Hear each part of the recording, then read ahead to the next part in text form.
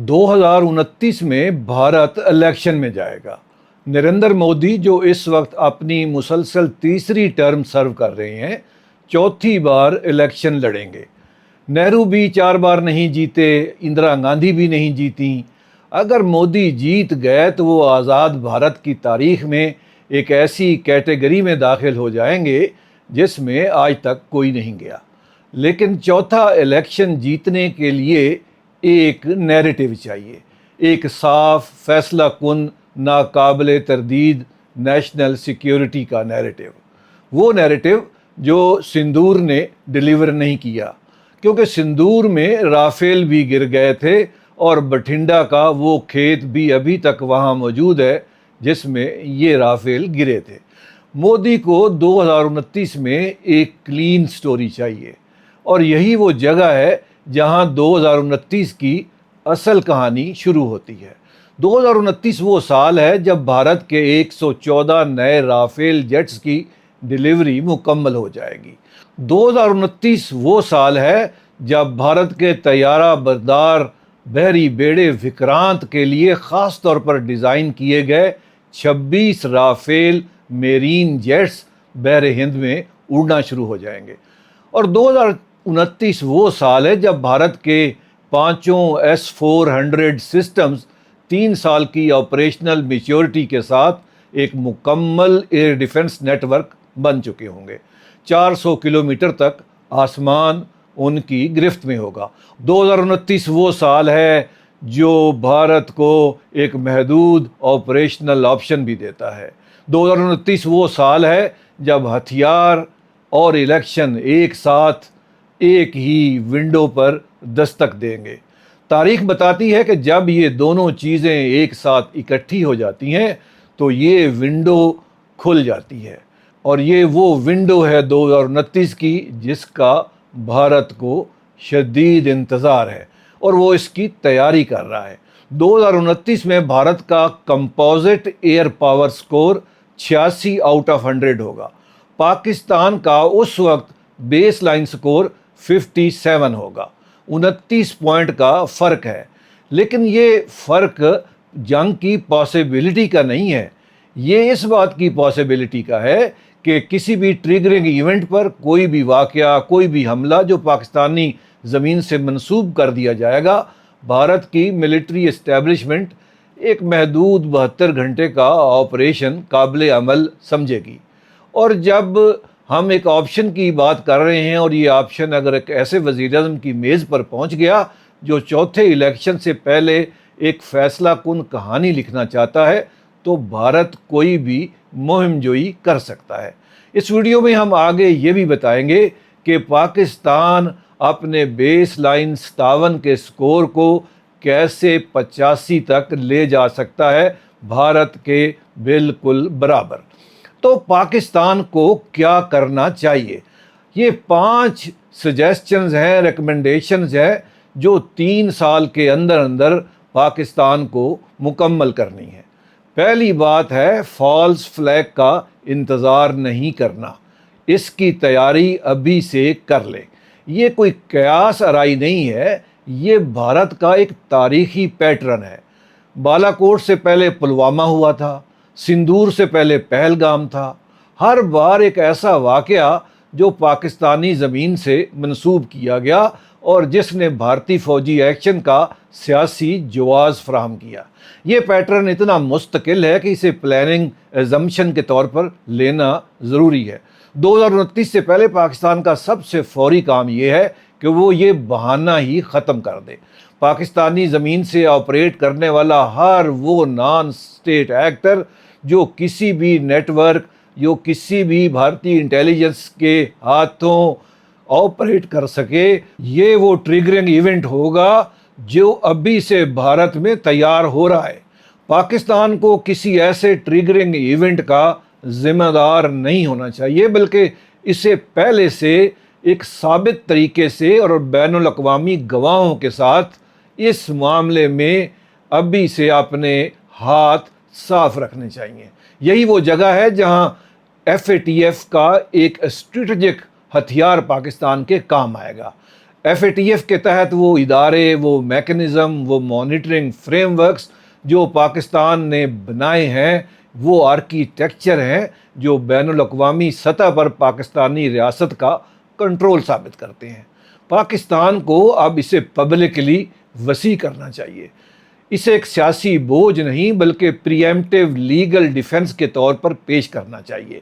جب اگلا triggering event آئے، جب اگلا پہلگام آئے، تو پاکستان 3 سال کی ویریفائڈ بین الاقوامی طور پر مانیٹرڈ کمپلائنس کی طرف اشارہ کرے اور کہے یہ ایک ایسی ریاست کے اقدامات نہیں ہیں جو اس پر الزام لگایا جا رہا ہے۔ FATF کمپلائنس پاکستان کا سب سے مضبوط نظر آنے والا ہتھیار ہے، اسے مزید نظر آنے والا بنائیں۔ دوسری بات ہے چین سے J-35 لڑاکا طیاروں کی کنفرمڈ ڈلیوری حاصل کرنا، اور یہ آپ کو سمجھنا بہت ضروری ہے کہ یہ سب کچھ کیوں بدل دے گا۔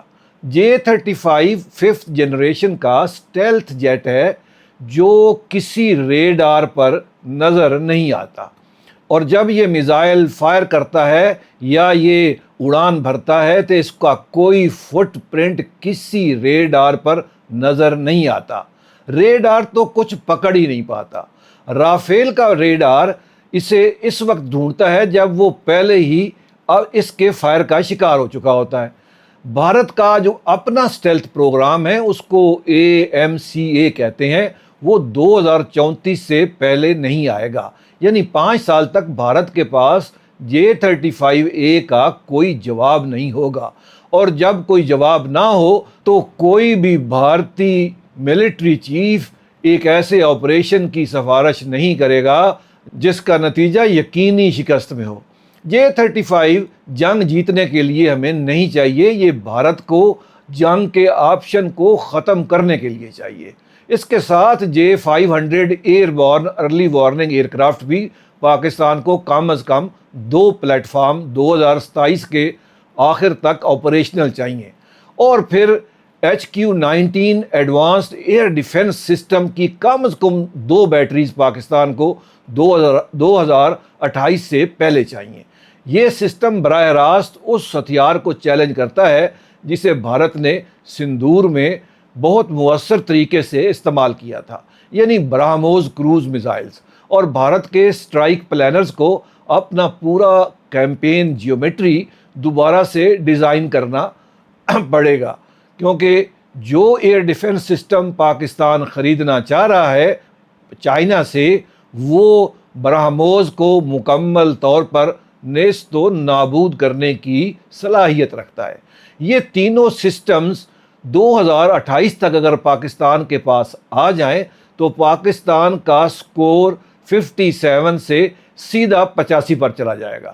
وہ جو 29 پوائنٹ کا فرق تھا اب وہ صرف 1 پوائنٹ پر آ جاتا ہے، یعنی پاکستان کی ایئر پاور بھارت کے ہم پلہ ہو جائے گی۔ بھارت کبھی بھی حملے کا سوچ بھی نہیں پائے گا، اگر مودی چاہے گا پھر بھی نہیں۔ اب یہاں ایک سوال ذہن میں آتا ہے، اور یہ سوال پچھلے کچھ مہینوں میں بہت زیادہ زیر گردش رہا ہے، کیا چائنا پاکستان کو J-20 ایئر کرافٹ دے سکتا ہے؟ چائنا کا سب سے ایڈوانس سٹیلتھ فائٹر کا نام ہے J-20C، اسے چائنا مائٹی ڈریگن کہتا ہے۔ یہ امریکہ کے F-22 ریپٹر کا چائنیز جواب ہے۔ تو یہ سوال کہ کیا چائنا پاکستان کو J-20 دے سکتا ہے، تو سیدھے میں تو اس کا جواب ہے کہ بالکل نہیں، اور یہ اس لیے بھی کہ J-20 چائنا نے آج تک نہ کسی ملک کو بیچا ہے، نہ فروخت کی کوشش کی ہے، نہ کبھی ایکسپورٹ کا کوئی ارادہ ظاہر کیا ہے۔ ٹھیک اسی طرح جیسے امریکہ اپنا F-22 ریپٹر نہ کسی کو دیتا ہے نہ کسی کو بیچتا ہے، حتیٰ کہ وہ اپنے قریب ترین اتحادیوں نیٹو کے اتحادیوں کو بھی یہ جہاز نہیں دیتا۔ کانگریس نے F-22 ریپٹر پر فروخت پر یا کسی دوسرے ملک کو دینے پر، حتیٰ کہ نیٹو کو بھی دینے پر پابندی لگائی ہوئی ہے۔ کچھ ہتھیار اتنے حساس ہوتے ہیں، اتنے خفیہ ٹیکنالوجی رکھتے ہیں، اتنے اسٹریٹجک اہمیت کے حامل ہوتے ہیں کہ وہ صرف اپنی فوج کے لیے ہوتے ہیں۔ J-20 چائنا کا وہ ہتھیار ہے جو اس نے تائیوان کے لیے بنایا ہے، جو اس نے امریکن رابٹر کے لیے F-22 ریپٹرز کے لیے بنایا ہے۔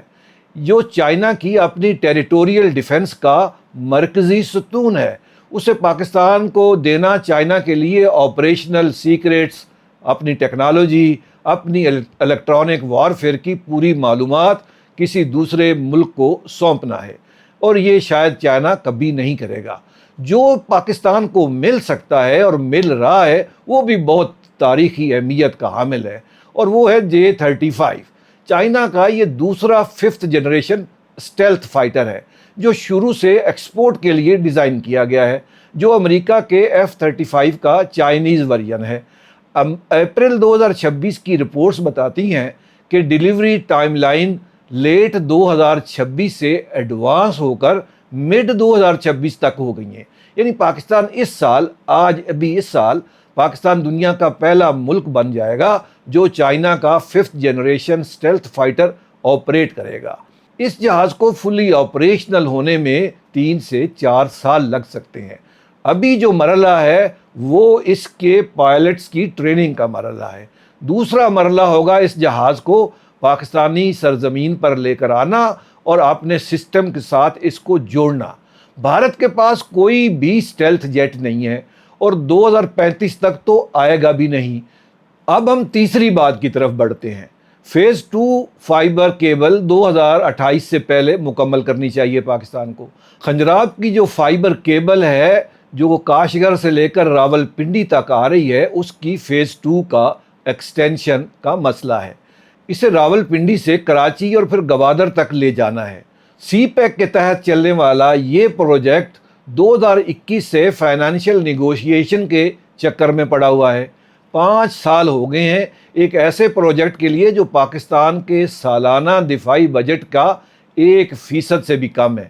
یہ کیبل جب مکمل ہو جائے گی تو پاکستان کی چینی سیٹلائٹ ISR ایڈوانٹیج، وہی جس کو 7 مئی میں پاکستان نے کل چین کو مکمل کرنے کے لیے استعمال کیا تھا، وہ ہمیشہ کے لیے محفوظ ہو جائے گی۔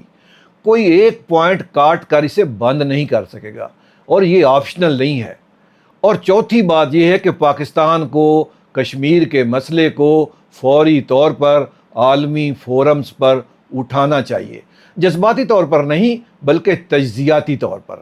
پاکستان کی سندور کے بعد کی جو ڈپلومیٹک پوزیشن ہے وہ ایک ذمہ دار نیوکلیئر پاور کے طور پر، ایران وار میں ایک ثالث کے طور پر، اور اسلام آباد انیشیٹو کے بانی کے طور پر ہے۔ اسے ایک ایسی بین الاقوامی ساکھ مل گئی ہے جو برسوں میں نہیں ملی تھی۔